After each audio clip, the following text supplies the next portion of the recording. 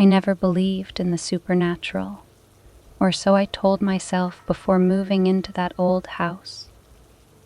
The moment I stepped through the creaking front door, an uneasy feeling washed over me. It was like the house itself was alive, whispering secrets from its shadowy corners. The first few nights were quiet, and I tried to convince myself that the stories of haunted houses were just nonsense. But then, strange things began to happen.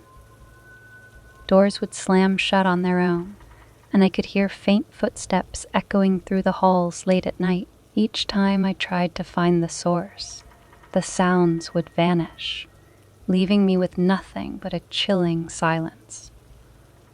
As the days passed, my unease grew. The air seemed colder within the walls of the house, and a persistent feeling of being watched haunted my every move. I was hesitant to share my fears with anyone. I didn't want them to think I was crazy or worse. One night, while lying in bed, I heard a faint whisper coming from the closet. My heart pounded as I strained to listen. It was a child's voice, soft and pleading. "Let me out," the voice said. "Please let me out."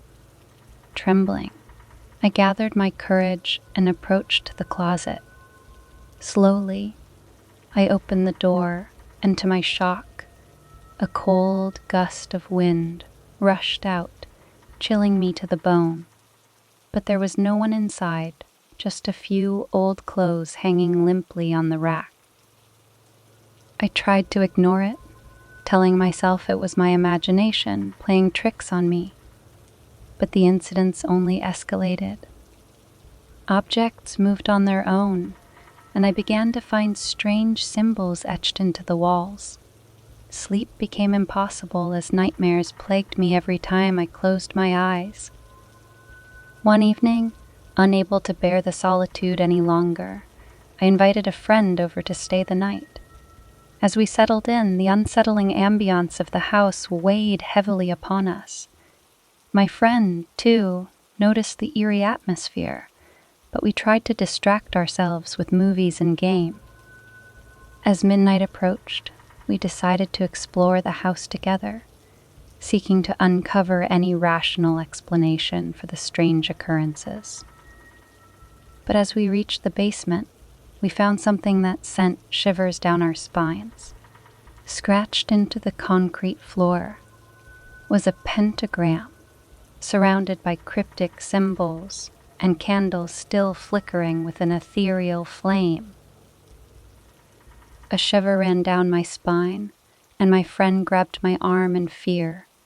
Suddenly, a voice echoed from the dark corners of the basement, chilling our bones. "Get out while you can," it whispered, and we obeyed, sprinting up the stairs and out of that sinister place. Terrified and desperate for answers, we sought the help of a local historian. They told us a chilling tale of a girl who had lived in that house decades ago. According to the legend, she had been a recluse, dabbling in the occult and performing dark rituals within its walls. The townspeople had shunned her, and she eventually vanished without a trace. My friend and I knew that we couldn't stay there any longer. The dark forces within the house were too strong, and the spirit of that tormented girl was still trapped within those walls, reaching out to anyone who dared to stay. With heavy hearts and haunted memories, we left the house, vowing never to return. It remains an abandoned relic now, a chilling reminder of the horrors we experienced. I will forever carry the knowledge that there are things beyond our understanding, lurking in the shadows, waiting for the perfect moment to reveal their malevolence. And I'll always be wary of old houses, wondering if something otherworldly dwells within, just waiting to be set free.